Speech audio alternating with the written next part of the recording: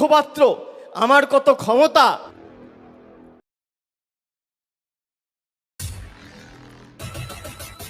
নমস্কার, আমি কৃষ্ণপদ অধিকারী।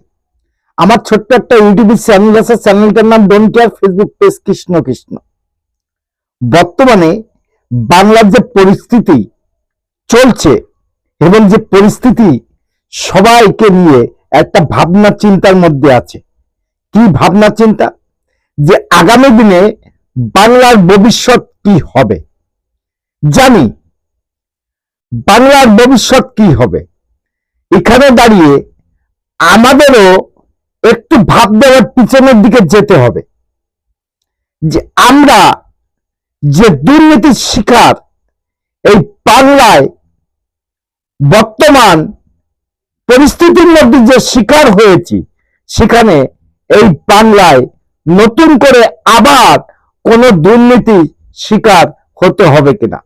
জানি এই প্রশ্নটা কেন করলাম, কারণ দিনের পর দিন একটা থেকে একটা দুর্নীতি যখন আসছে, তখন ভাবতে হবে যে আমরা কোন অবস্থানে থাকব এবং কার পরে আস্থা করে আমরা সামনের দিকে এগোবো। এটা যেমন ঠিক, তেমন এটাও ঠিক যে আমাদের ভাবনার চিন্তা এসছে।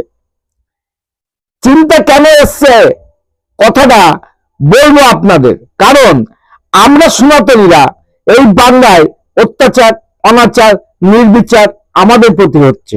এটা যেমন ঠিক, তেমন সমস্ত জায়গায় দুর্নীতিতে এমনই একটা জায়গায় চলে গেছে, সেখানে যেখানে যাবেন সেখানে শুধু দুর্নীতির ছত্রছায়া।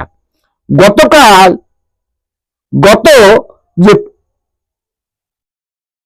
পুলিশ প্রশাসনরাই সিবিআই যে রিপোর্টটা দিল, চার্জশিটটা দিল কোর্টে, সেখানে নাম আসলো আমাদের রাজ্যের শাসক দলের একজনের নাম। কিন্তু আমারও প্রশ্ন আছে, যদি আমি অভিষেক বন্দ্যোপাধ্যায় হই, তাহলে আমার কি 15 কোটি টাকা হজম করার ক্ষমতা কি আছে? জানি না। এই নামটা যখনই আসলো, তখন এই নামের বিকল্প আজকে যেটা দেখলাম, সেটাকে নিয়ে আমার একটু ভাবাচ্ছে। চলুন দেখে আসি বক্তব্যের মাঝামাঝি ফলটা কি আসে। আগামী দিনেও যদি কেউ দলের সাথে বেইমানি করে, এদের চিহ্নিত করে, এদের লেজে গোবরে করে প্যাকেট করে বাংলা ছাড়া করার দায়িত্বটা আমি আমার কাঁধে তুলে নিলাম। বাজারে রটিয়ে দেওয়া হচ্ছে অভিষেক বন্দ্যোপাধ্যায় বিজেপিতে যাবে।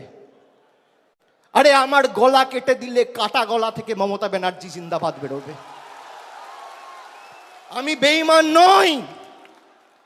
বাজারে ছড়িয়ে দেওয়া হচ্ছে নতুন দল আসছে, বিজেপির হাতে কলকে আর তামাক খেয়ে কয়েকটা সংবাদ মাধ্যম আর 2-4টে সাংবাদিক এই কাজটা করছে। আমি তাদের নাম করে এই সবার পরিবেশ নষ্ট করব না।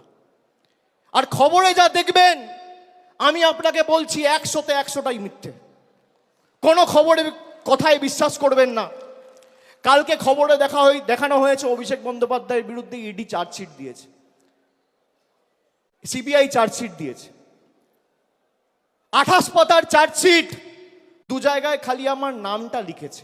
তাও অভিষেক বন্দ্যোপাধ্যায় কে, বাড়ি কোথায়, সাংসদ না বিধায়ক না পঞ্চায়েত প্রধান, কোথায় থাকে, কার ছেলে, কোনো পরিচয় নেই। বিজেপি নেতারা যেমন ভাববাচ্ছে কথা বলতো, ইডি সিবিআই এখন ভাববাচ্ছে কথা বলছে। এই ভয়টা দেখে আমার ভালো লেগেছে। খবরে যা বেরোয় 100তে 100টাই মিথ্যে, আমি আপনাকে বলছি। সুন্দর কথা বলেছেন। খবরে যা বেরোয় 100টার মধ্যে 100টাই মিথ্যা। এই যে আপনি কথাটা বললেন, আপনার এই কথাটা আগামীতে এবং সমস্ত চ্যানেলে যখন তুলে ধরবে, তখন আপনি স্বীকার করবেন তো যে আমি যা বলেছি সবই মিথ্যা? স্বীকার করবেন না তো? এবার ইডির কথা বললেন, সিবিআই কথা বললেন, চার্জশিটটা সিবিআই যেমন দিয়েছে, ইডিও দিয়েছে, ঠিক আছে, কিন্তু আপনি উপরন্ত ভাবে স্বীকার করে নিলেন যে আমার নাম 2 জায়গায় লেখা আছে। তাহলে আমিও যদি অভিষেক বন্দ্যোপাধ্যায় হয়ে থাকি, তাহলে আমার এই স্বীকারোক্তিটা না দিলেও চলতো। কারণ আপনি এই ভরার সময় আপনি যে নিজের থেকে স্বীকার করে নিলেন যে আমার নাম দু জায়গা আছে, আর সংবাদ মাধ্যমের পরে যে আক্রমণটা করলেন এটাও বাংলার জনগণ দেখলো, এবং আপনাদের দলের মধ্যে থেকে যারা নেমখারানি করবে, দলের বিরুদ্ধে কথা বলবে, তাদের আপনি কি করবেন সেটা জনগণ দেখে নিয়েছে। আমার ছোট্ট একটা ইউটিউব চ্যানেল আছে, চ্যানেলটার নাম don't care, Facebook page Krishna Krishna. CBR পরে একটা অনুরোধ করে যাব, আপনারাও কি ভয় পেয়েছেন? Madam, when sorry.